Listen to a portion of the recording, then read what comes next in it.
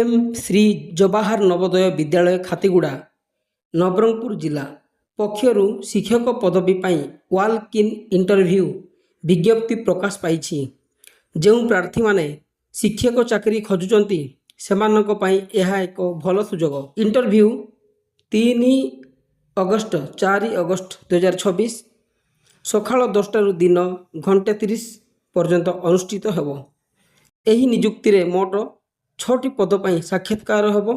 सेगुड़िक है PGT geography, TGT English, TGT science, TGT computer science, TGT music एवं TGT art. प्रत्येक पद पर गोटे लेखाएं खाली स्थान रही।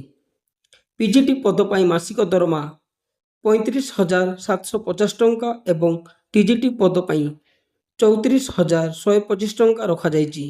योग्य प्रार्थी माने इंटरव्यू दिन समस्त शिक्षागत सर्टिफिकेट सहित पासपोर्ट साइज फोटो सह उपस्थित होगाकू पड़ो। इंटरव्यू पर कौन टीए डीए दिज्व ना। यही सूचना आपण मान उपयोगी होते वीडियो को लाइक शेयर करंतु एवं चाकरी संबंधी नुआ अपडेट आम चैनल को सब्सक्राइब करंतु।